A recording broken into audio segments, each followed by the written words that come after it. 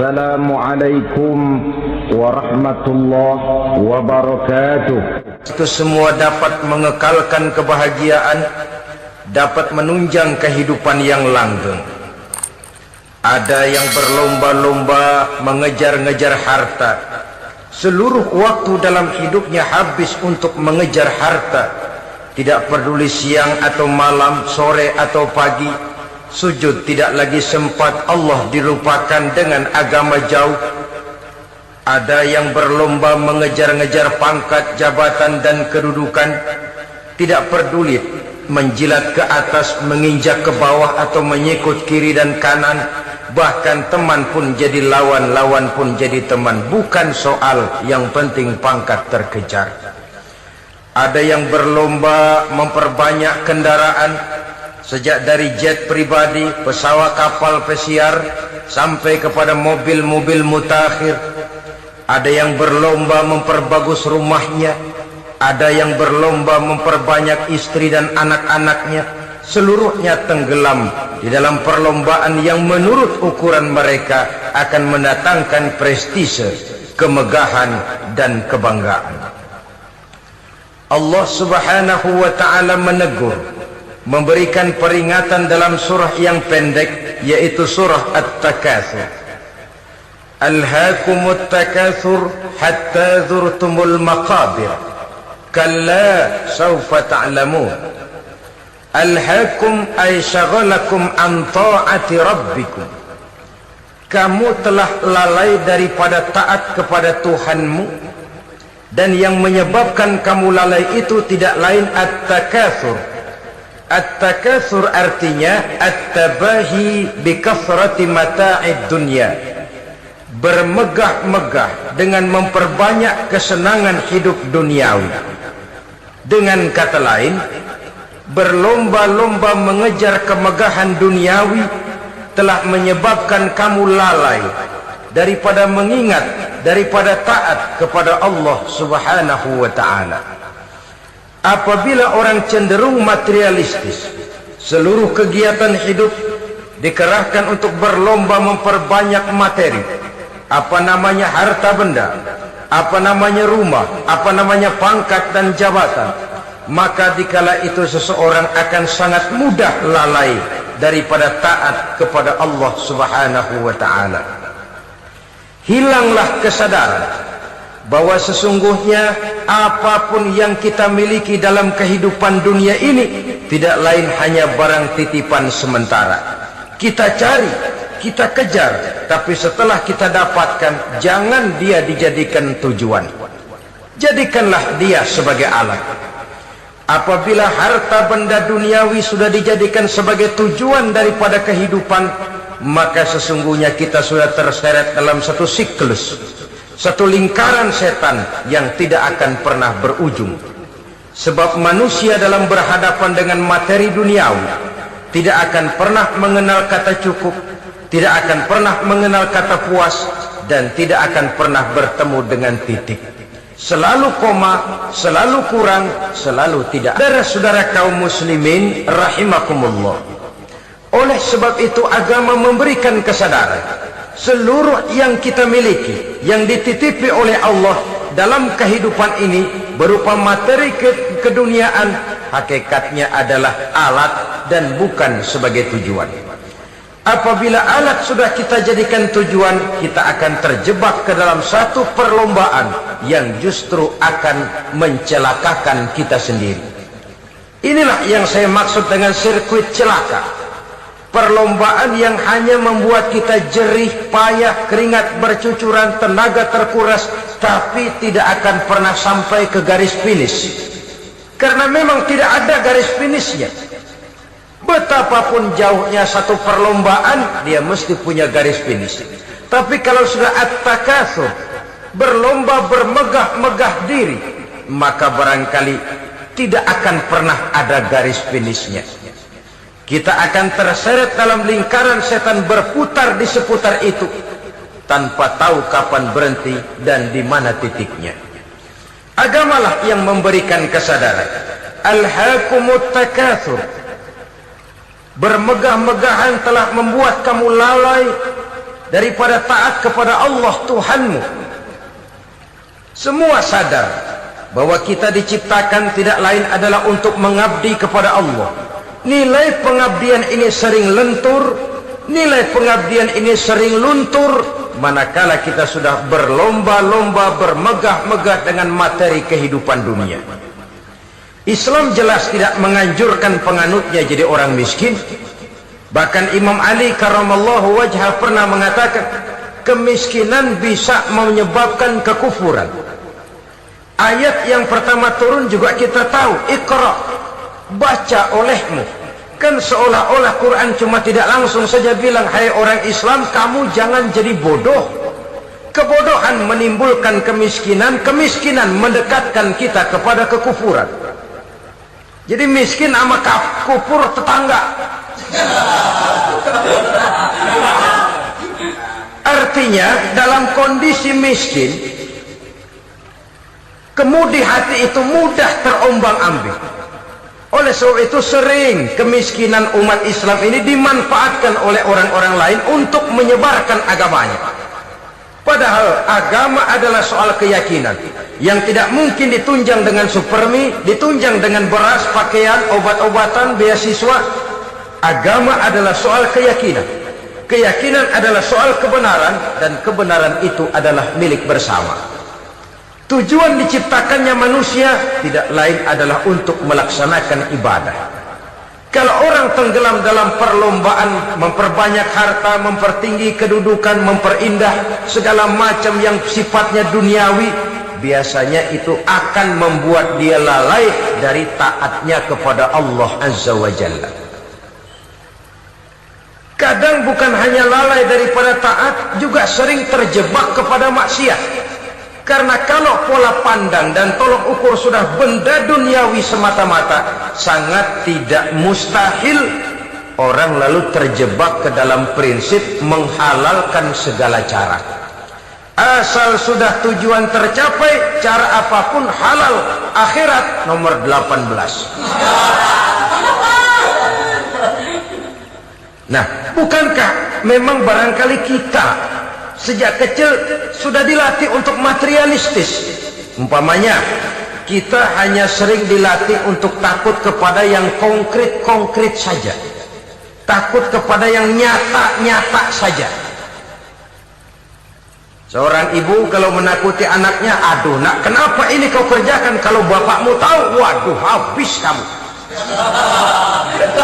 Ya, kita lihat, kalau bapakmu tahu, kalau polisi tahu, kalau hansip tahu, kalau satpam tahu.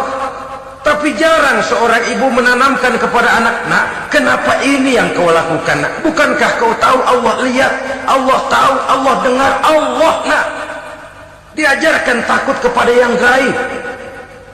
Karena kalau takut dia kepada polisi, dia masih bisa cari tempat lain dong yang polisi kagak lihat. Kalau takut dia kepada satpam, minggir dong ke tempat yang kira-kira satpam nggak lihat.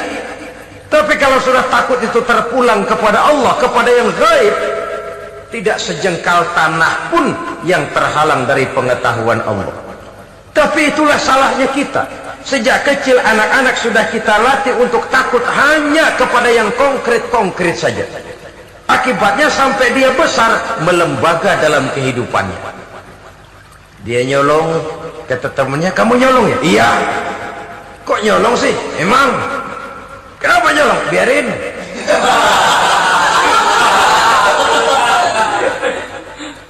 Kamu kan tahu Allah lihat? Tahu. Kenapa nyolong juga? Biarin.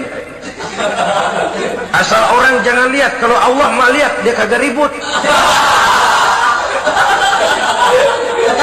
Allah nggak ribut katanya.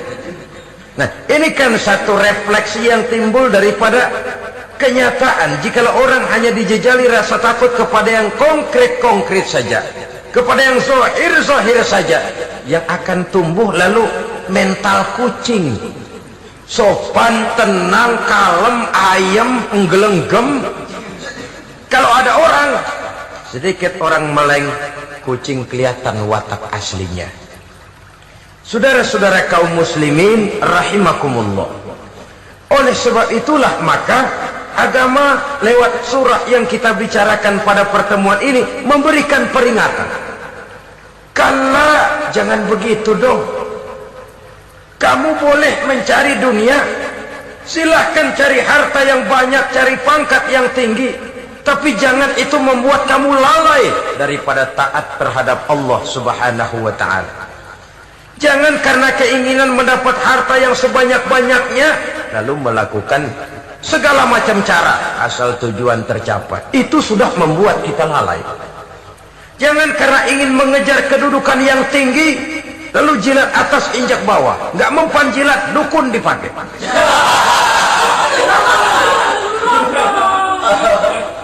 Itu kan sudah membuat kita lalai. Nanti kalau berhasil, wah dukun kita paten. Tapi kalau gagal, dukun sialan kagak mampu. Hilanglah Allah dalam kehidupan kita. Makin materialis, dan perlombaan ini membawa kita kepada kecelakaan. Kala, sekali-kali jangan begitu. Nyatanya kan ada orang nyari duit, setelah duitnya banyak dibudakin oleh duit. Dia sendiri tidak bisa merasakan kesenangan daripada duitnya, konon lagi orang lain. Mau ke pasar ngitung 16 kali. Naik bajai 1000. 1000 itu kalau ratusan semua 1000 lembar. Hitung-hitung, mendingan jalan kaki. Jalan kaki tengah hari bolong, panas, kan dibudakkan oleh uang. Cari karier, kejar pangkat, kejar kedudukan. Setelah ditemukan itu, jadikan dia sebagai alat, jangan dijadikan tujuan. Pangkat kau milikku, karena kau milikku kau harus jadi budakku, jangan aku yang jadi budak kau pangkat. Suatu saat dia harus lepas dari kita, jiwa ini lapang. Kenapa? Dahulu pun ketika lahir ke dunia tidak ada pangkat yang kita sandang. Dahulu pun ketika lahir ke dunia tidak ada harta yang kita bawa. Jadi harta itu, pangkat itu, kedudukan itu ada dalam hati, tapi tidak berurat dan berakar. Kalau dia berurat dan berakar dalam hati, berat misah sama harta itu. Berat. Sekedar ngasih fakir miskin cepet juga berhitungnya 17 lembar.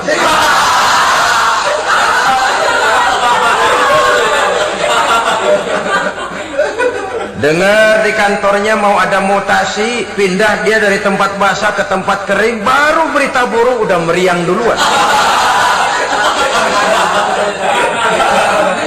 Ini nanti bagaimana, itu nanti bagaimana, ini nanti bagaimana. Kan tidak jarang orang yang kena apa istilah kerennya zaman sekarang itu post power syndrome. Post power syndrome ini pernah dianalisa oleh Nabi. Kata beliau, irhamu salasatan minan nas, sayangilah 3 macam manusia. Siapa mereka? Pertama, azizan zallat, orang terhormat yang jatuh hina. Ini yang sering terkena post power syndrome. Biasa kemana-mana dikawal, dihormati, datang ke tempat ini protokol siap, ini serba diatur, semua serba beres. Begitu jabatan selesai atau pensiun, habis orang gak indah-indah. Dia lihat orang diemin aja, orang diemin dan orang tonton. Ini kalau nggak kuat mentalnya, itu kena post power syndrome. Akibatnya ya bisa jantungan, bisa leper, bisa darah tinggi.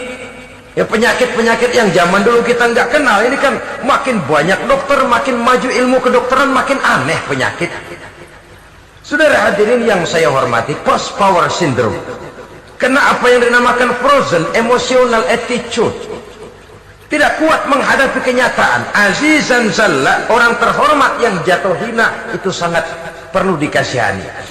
Yang kedua, ghaniyan qadif taqor, orang kaya jatuh miskin. Ini juga sama.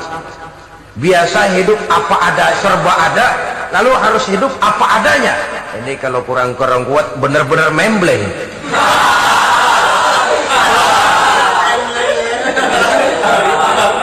Kalau tidak kuat mentalnya, biasa hidup serba enak, serba nikmat, cuma kerjanya neken cek, main apa itu kredit card, macam-macam fasilitas dipunyai, tahu-tahu jatuh bangkrut, jatuh miskin. Kalau tidak fondasi agamanya kuat, bisa gantung diri, bisa bunuh diri, bisa frustasi, bisa terkena psikosomatik, tekanan jiwa mempengaruhi faktor biologis, timbullah tekanan, terjadilah penyakit aneh-aneh. Al-ghaniyan qadib taqara, orang kaya jatuh miskin, itu perlu dikasihani. Yang ketiga, wa faqihan yal'abu bihil juhal, ahli fikih tapi dipermainkan oleh orang-orang bodoh. Hanya kebetulan orang bodoh itu punya kekuasaan, hukum bisa dipesan.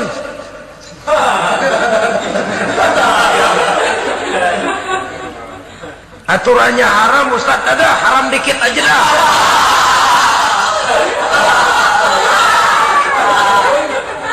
Sibuklah tuan fakih ini, ahli fikih ini mencari dalil kebet sana kebet sini supaya yang tadinya haram benar bisa jadi haram sedikit. Padahal yang minta ini orang bodoh, tidak ngerti agama, cuma karena punya kekuasaan dipermainkan oleh orang yang fakih.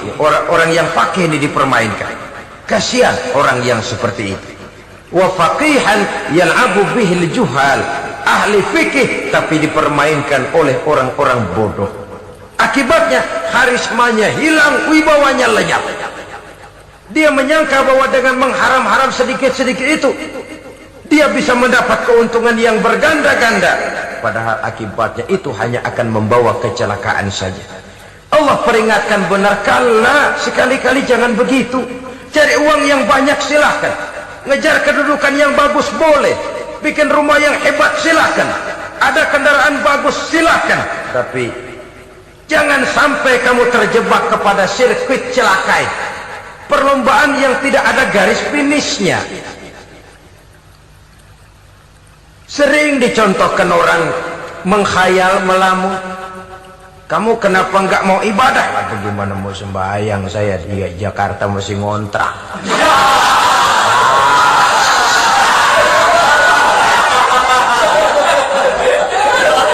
Bingung, tiap akhir tahun kontrakan habis. Kalau punya rumah sendiri walaupun kecil-kecilan, tenanglah saya ibadah. Baiklah, oleh Allah diberikan rezeki, bisa bikin rumah walaupun kecil-kecilan. Sudah punya rumah sendiri, belum juga ibadah, apalagi mulur lagi.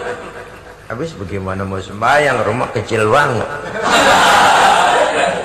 pinggir kali, asal hujan bocor ya.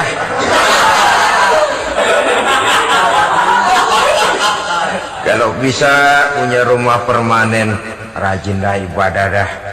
Iyalah, diberikan rezeki, bisa bikin rumah besar, kamarnya banyak, halamannya luas, kendaraan belum ada, perabotan belum lengkap. Sudah ada kendaraan, belum kayak orang-orang. Sudah kayak orang-orang, masih sama dong, kudu di atas. Kapanlah selesainya?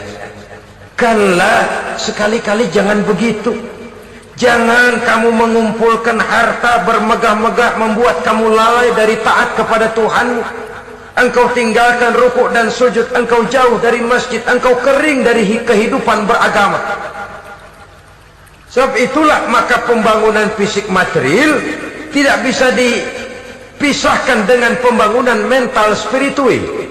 Tidak hanya cuma dalam teori, tapi juga harus dalam praktek. Selalu pembangunan yang hanya mengarah kepada fisik material, jauh dan kering dari agama, hanya akan melahirkan manusia-manusia materialistis yang terjebak di dalam sirkuit celaka, perlombaan yang tidak pernah mengenal garis finish. Soal itu agama mengajarkan, orang kaya itu siapa sih? Yang banyak duit? Belum tentu. Yang kebunnya di mana-mana ngebelata? Belum tentu. Yang pabriknya selebar-lebar? Belum tentu. Yang punya segala macam peternakan, dari peternakan gajah sampai peternakan kutu?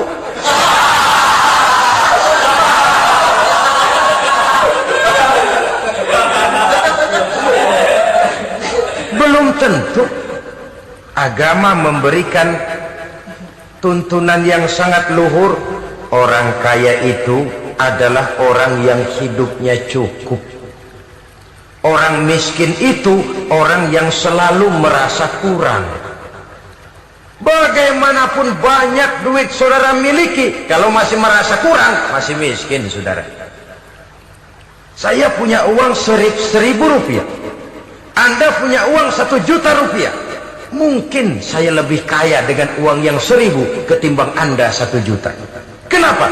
Dalam tangan saya uang 1.000 besar, artinya sesuai dengan kebutuhan saya. Tapi di tangan Anda uang 1 juta, kebutuhan Anda lebih besar daripada itu lagi.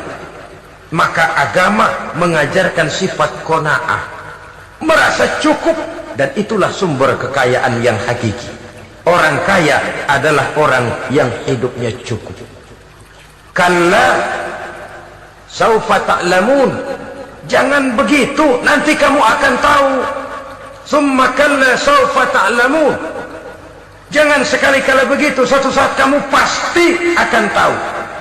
Kalla law ta'lamuna ilmal yaqin thumma latarawunnaha 'ainal yaqin thumma latus'alunna yawma idzin 'anil na'im.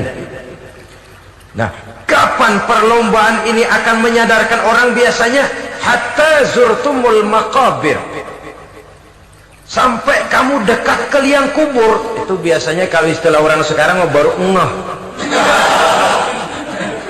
Asal sudah nafas sampai tenggorokan disambung dengan selang, sudah Senin Kemis dibantu dengan alat picu jantung, gerak gerak gerak gerak, sudah kayak orang mau gergaji kayu. Dikala itu barulah sadar orang biasanya. Dan kesadaran semacam itu kesadaran yang terlambat. Kesadaran ala Fir'aun. Fir'aun selagi hidup diajak beriman dan nehi aja.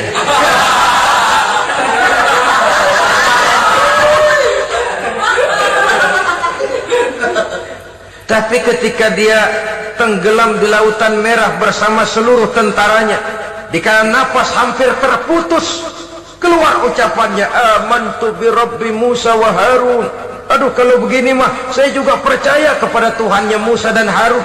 Saya beriman kepada Allah. Lagi timbul tenggelam mau sekarat baru beriman.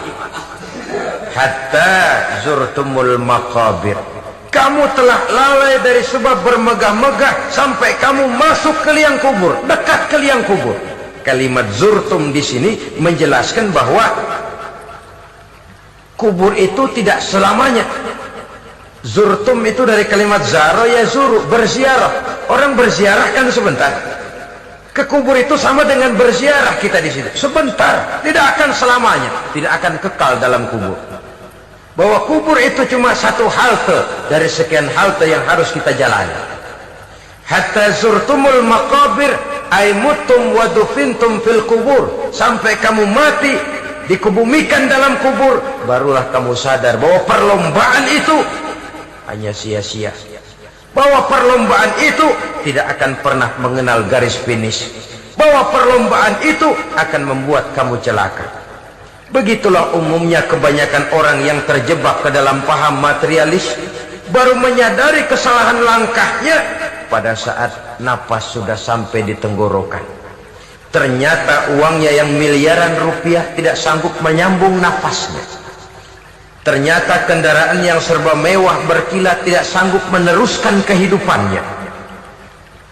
Ternyata pangkat jabatannya yang tinggi yang membuat dia menyebabkan temannya jadi lawan, lawannya jadi teman, tidak akan sanggup menghentikan sang malaikat maut.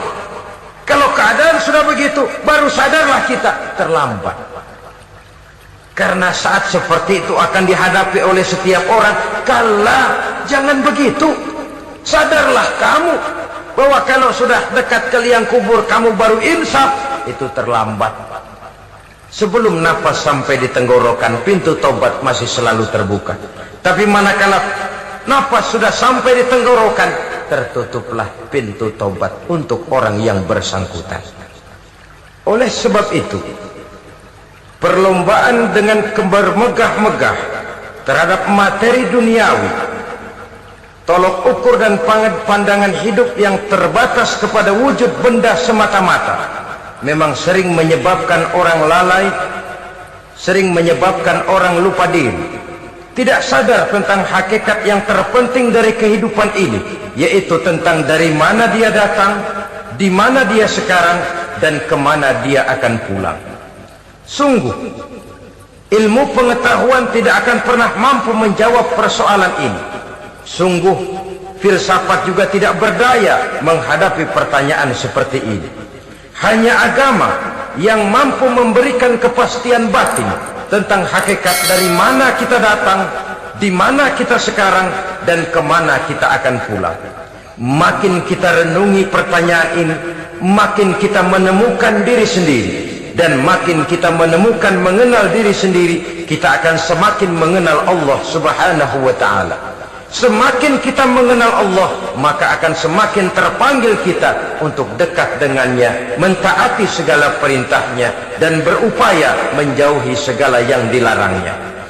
Dengan demikian selamatlah kita dari satu perlombaan yang hanya akan menyeret kita kepada menghalalkan segala cara, jauh dari agama, jauh dari Allah, bahkan jauh dari sesama manusia. Karena umumnya perlombaan seperti ini akan cenderung melahirkan manusia yang egois. Muslimin rahimakumullah. Lebih jauh, mari kita mengikuti peringatan Allah dalam surah Al-Munafiqun ayat 9. Di sini Allah Subhanahu wa ta'ala mengingatkan, A'udzu billahi minasy syaithanir rajim. يا أيها الذين آمنوا لا تلهكم أموالكم ولا أولادكم عن ذكر الله ومن يفعل ذلك فأولئك هم الخاسرون. Hai orang-orang yang beriman, jangan sampai hartamu dan anak-anakmu melalaikan kamu daripada mengingat Allah. Wa may yaf'al dzalik, barang siapa yang melakukan hal seperti itu, fa ulaika humul khasirun, maka merekalah sesungguhnya orang-orang yang merugi. Rugi dunia, rugi akhirat. Disebutkan di sini dua hal yang sering menyebabkan kita jadi lalai. Amwal dan aulad. Harta dan anak-anak. Materi dan keluarga. Perlombaan di dalam mengumpulkan materi sering menyebabkan kita menjadi lalai. Begitu juga amanah berupa anak, sering kita lalaikan atau sering membuat juga kita menjadi lalai. Kita lalaikan dalam arti bahwa keduanya, baik harta baik anak, merupakan amanah dari Allah. Setiap orang tua akan dimintakan pertanggungan jawab. Apabila kita lalaikan amanah ini, maka resikonya akan kembali juga kepada kita. Tapi satu hal yang jelas dalam ayat 9 surah Al-Munafiqun ini, bahwa perlombaan memperbanyak harta dan anak-anak yang masuk dalam kelompok at-takatsur itu tadi akan menyebabkan orang khasiru, termasuk ke dalam kelompok orang-orang yang rugi. Perlombaan yang hanya akan membawa kerugian semata-mata. Kemudian di dalam satu hadis Rasulullah sallallahu alaihi wasallam memberikan peringatan. Beliau bersabda, "Iza azzamat ummati dinaran wa dirhaman, nuzi'at minha haibatul Islam, wa iza tasabat ummati saqatat min 'ainillah." Wa iza turikatil amru bil ma'ruf wan nahyu 'anil munkari hurimat 'alaihim barakatul wahyi. Ada tiga hal yang kalau kita kerjakan akan menimbulkan tiga macam akibat di dalam hadis ini. Pertama, iza azzamat ummati dinaran wa dirhaman. Apabila umatku sudah mengagung-agungkan dinar dan dirham, artinya kalau umatku sudah jatuh menjadi umat yang materialistis, Segalanya diukur dari dinar dan dirham. Dinar dan dirham ini kalau bahasa Inggrisnya dokat.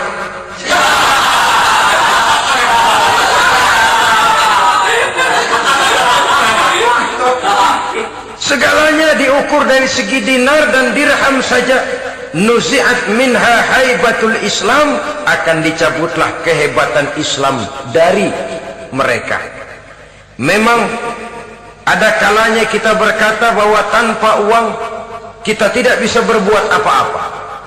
Tapi kalau itu dijadikan landasan dari segala sesuatu, itu yang dijadikan ukuran, itu yang dijadikan tujuan, kita hakikatnya sudah gagal sebelum melangkah. Apapun saja profesi kita, apabila sudah menjadi pendewa dinar dan dirham, akan hilanglah kehebatan Islam, akan dicabut kehebatan Islam itu. Umat Islam bisa dibeli, ulama bisa dikontrak, kiai bisa dicarter. Saudara hadirin ma'asyiral muslimin rahimakumullah, apabila umatku sudah membesar-besarkan dinar dan dirham, bermegah-megah dengan itu, berlomba-lomba memperbanyak itu yang menjadi tujuan dan tolok ukur dari segala kegiatan, nuzi'at minha haibatul Islam, akan dicabutlah kehebatan Islam. Hilang itu wibawa. Walaupun dia bernama umat mayoritas dalam jumlah, tetapi dia minoritas dalam peranan. Mayoritas dalam bilangan, tapi minoritas dalam percaturan kegiatan hidup ini. Kita ingat di zaman pengembangan Islam di masa Rasulullah sallallahu alaihi wasallam, mereka berlomba-lomba mengorbankan dinar dan dirhamnya untuk kepentingan agama, bukan mengorbankan kepentingan agama untuk mencari dinar dan dirham. Kita di zaman sekarang sering terjadi penjungkiran nilai, terbalik yang kita amalkan. Nabi Ibrahim mengorbankan putranya Ismail untuk kepentingan agama. Kita sering sekarang ini mengorbankan kepentingan agama untuk anak-anak kita.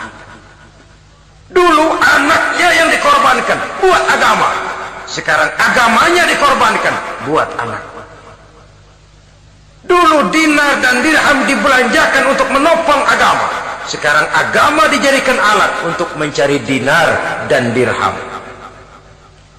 Saudara-saudara kaum muslimin rahimakumullah, memang apabila dinar dan dirham digunakan untuk penyangga perjuangan, itulah idealnya. Saya katakan tadi, dinar, dirham, uang, dunia cuma sekedar alat, bukan sekedar tujuan. Kita memerlukan alat ini. Membangun pesantren tidak cukup dengan semangat, membangun rumah sakit Islam tidak cukup dengan pidato, membangun masjid tidak cukup dengan semangat menggebu-gebu. Kita perlu semen, kita perlu pasir, kita perlu batu kali, kita perlu besi, dan itu semua beli. Tidak turun dari langit seperti turunnya embun di waktu pagi. Tidak mungkin rumah sakit Islam muncul ke permukaan hanya dengan simsalabim abracadabra.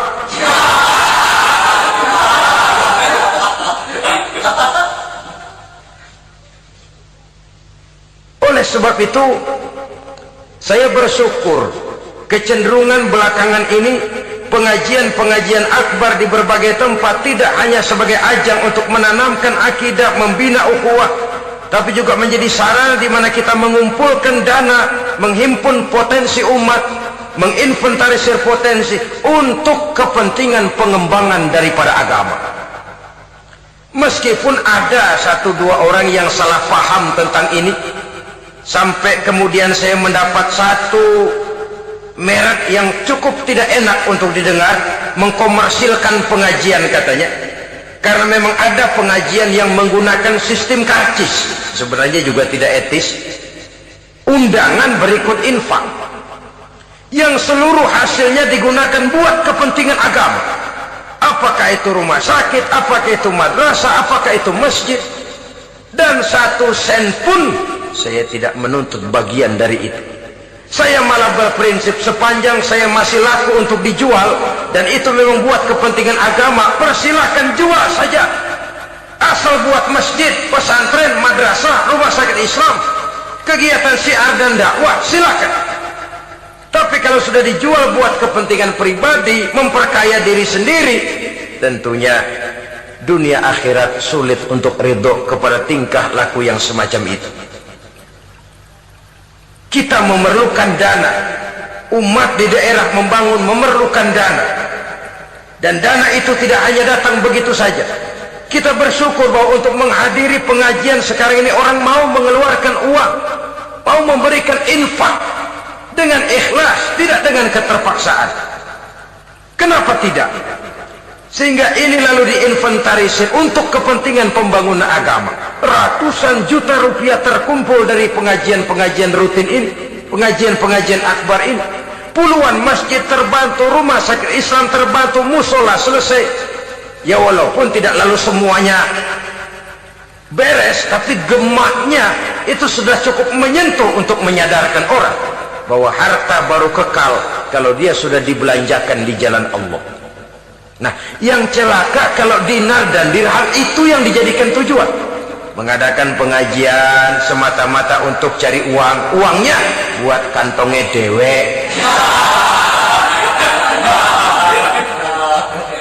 Itu yang membuat dicabutnya kehebatan Islam itu. Segalanya diukur dari sudut itu. Sehingga ketika seseorang datang bertanya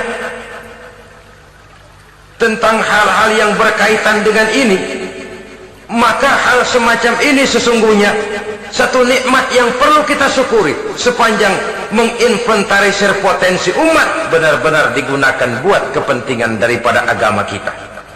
Jadi peringatan tegas dari Nabi ini, iza azamat ummati dinarun wa dirhaman nuzi'at minha haibatul Islam. Apabila umatku sudah mengagung-agungkan dinar dan dirham, maka akan dicabutlah kehebatan Islam dari tengah-tengah mereka. Remeh saja orang memandang kita, enteng saja orang memandang kita. Satu. Yang kedua, peringatan Nabi, wa iza tasabat ummati saqatat min ainillah. Apabila umatku sudah saling mencaci maki, apabila umatku sudah saling berbantah-bantahan, saqatat min ainillah, jatuhlah mereka dalam pandangan Allah. Kalau sesama umat ini sudah saling menjelekkan, apakah yang menjelekkan itu lebih bagus dari yang dijelekkan di hadapan Allah? Dua-duanya sama rendahnya. Pribadi saya mungkin puas kalau saya bisa menghantam saudara di depan umum, menjelek-jelekkan nama saudara.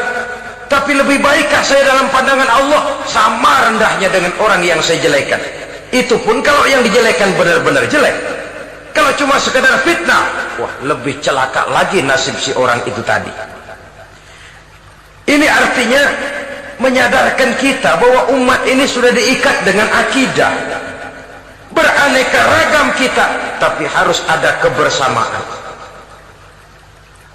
Berbeda kita, tapi harus satu, sebagai satu ummatan wahidah, satu umat yang satu. Oleh sebab itu, persamaannya lah yang harus kita angkat ke permukaan, bukan perbedaannya yang kita perbesar. Sudah datang waktunya umat Islam bangun dari tidurnya, jangan lagi dibuai oleh irama mayoritas. Sudah lewat masanya kita bertengkar karena persoalan-persoalan kecil yang tidak prinsip. Sudah datang waktunya umat Islam bersatu, menyusun saf yang lebih lurus, oleh karena ia dihadapkan kepada tantangan-tantangan yang tidak semakin ringan.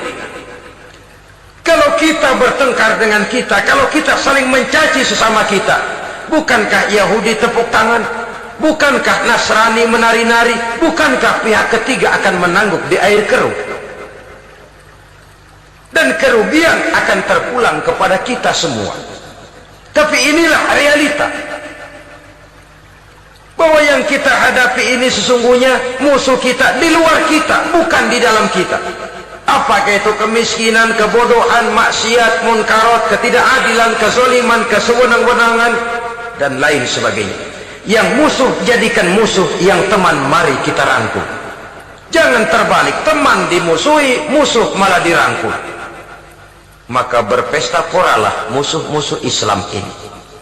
Saudara-saudara kaum muslimin rahimakumullah, Nabi memperingatkan dengan tegas, wa iza tasabat ummati saqatat min ainillah. Jikalau umatku sudah saling mencaci maki, sudah saling berbantah-bantahan, jatuhlah mereka dalam pandangan Allah. Satu ayat menjelaskan jangan sebagian kamu meremehkan, yaskhar, mengecilkan, menganggap enteng orang lain. Boleh jadi yang dihina, diremehkan, dianggap enteng itu nilainya lebih bagus daripada yang menganggap enteng. Dan hakikat segala sesuatu itu cuma kembali kepada Allah. Di sanalah penilaian finalnya. Manusia hanya melihat yang zahir. Makin banyak harapan hidup ini kita gantungkan kepada manusia, makin banyak kita harus bersiap untuk kecewa. Saudara-saudara kaum muslimin rahimakumullah. Kemudian yang ketiga peringatan dari baginda Nabi, wa iza turikatil amru bil ma'rufi wan nahyu 'anil munkari hurimat 'alaihim barakatul wahyi. Apabila amar ma'ruf dan nahi munkar telah ditinggalkan, maka akan hilanglah keberkahan wahyu, akan hilanglah keberkahan Quran, akan sirnalah keberkahan agama. Amar ma'ruf dan nahi munkar ditinggalkan, artinya di tengah masyarakat sudah tidak ada lagi yang menyerukan ini baik, ini tidak baik, ini halal, itu haram. Mari kita sholat, mari makmurkan taklim, santuni yatim piatu, makmurkan masjid. Seruan ke arah itu tidak lagi terdengar. Sementara tinggalkan judi, tinggalkan minuman keras, jauhi zina, seruan semacam itu pun tidak lagi terdengar. Maka hilanglah keberkahan wahyu itu. Karena amar ma'ruf dan nahi munkar merupakan bagian daripada ajaran agama kita. Menjadi sponsor dari segala macam kebajikan dan menjadi penghalang daripada segala macam kemunkaran sesuai dengan batas kemampuan yang kita miliki masing-masing. Nah, saya kembali kepada persoalan pokok di awal pembicaraan tadi. Bagaimana jalan keluarnya? Jalan keluarnya tidak lain adalah upaya. Bagaimana kegiatan yang sifatnya fisik material ini diimbangi dengan kegiatan yang bersifat mental spiritual. Upaya menghidupkan majelis-majelis ta'lim, upaya memakmurkan masjid-masjid sebagai laboratorium rohani untuk mewujudkan keseimbangan dalam pola pikir yang akan berlanjut dalam gerak hidup yang kemudian akan tertuang dalam segala perbuatan manusia. Apabila sudah terwujud kepincangan dalam pola pikir, akan pincanglah caranya bertindak dan berbuat, akan pincanglah pandangan hidupnya, akan pincanglah orientasinya di dalam kehidupan ini. Oleh karena itu, Islam dalam berbagai aspek kehidupan mengajarkan sistem keseimbangan. Mencari harta boleh, tapi tidak boleh keluar dalam kerangka fastabiqul khairat. Berlomba-lomba silakan, tapi untuk kebaikan, bukan untuk bermegah-megah, bukan untuk menumbuhkan gengsi, bukan untuk meninggikan prestise dan harga diri, tapi fastabiqul khairat, berlomba-lomba di dalam mengejar kebajikan, di dalam menyebarkan kebaikan. Bukan sekedar berlomba-lomba, tapi tolong menolong, bantu membantu. Ta'awanu 'alal birri wat taqwa wala ta'awanu 'alal ismi wal udwan. Bertolong-tolonganlah kamu di dalam kebaikan dan takwa, jangan bertolong-tolongan di dalam perbuatan dosa dan permusuhan. Kerjasama di dalam kebaikan, kerjasama di dalam ketakwaan. Ada satu contoh yang menarik bahwa umat Islam di dalam ia menjalin kebersamaan itu harus seperti orang main sepak bola. Saudara lihat, orang main sepak bola, kalau pertandingan belum dimulai, silahkan kumpul di luar lapangan, atur strategi yang baik. Tapi kalau pertandingan sudah dimulai, turun ke lapangan hijau, jangan kumpul terus. Masa ada sepak bola gotong royong, groyok ke sana, groyok ke sini, ya kalah terus. Harus ada yang jadi penyerang tengah, kan begitu toh sepak bola. Harus ada yang jadi kiri luar, kanan dalam, striker, back, penjaga gawang. Yang penting kerjasama, teamwork, lalu mampu menciptakan operan-operan yang jadi back. Jangan ngiri sama yang jadi penyerang tengah. Jangan hasut, sebab bagaimanapun juga andai kata si penyerang tengah berhasil menjaringkan bola ke gawang lawan, kan kemenangan bukan kemenangan satu orang, kemenangan satu kesebelasan, kemenangan satu tim. Ini yang sering terjadi, back ngiri sama penjaga gawang,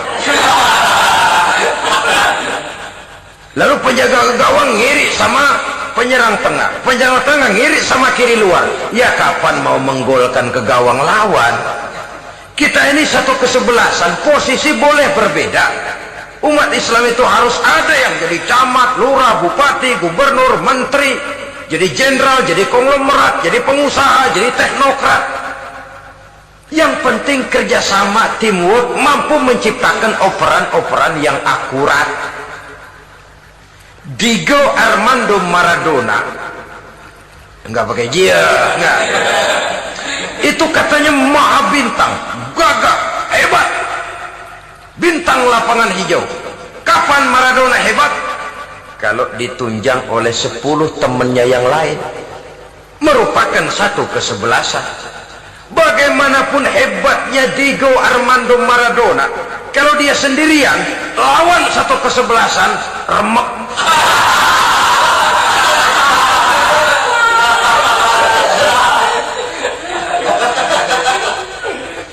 Dia hebat, dia jenius, dia maha bintang karena dapat operan dari teman-temannya. Bukan jegalan, operan. Jadi oleh sebab itu bagaimana kita menciptakan operan-operan akurat yang akan melahirkan kebersamaan di tengah-tengah umat. Artinya satu contoh saja, misalnya seorang pengusaha besar oleh karena kesibukannya di dunia bisnis tidak perlu jadi ketua pembangunan musola, tapi kalau ada musola belum selesai, operan.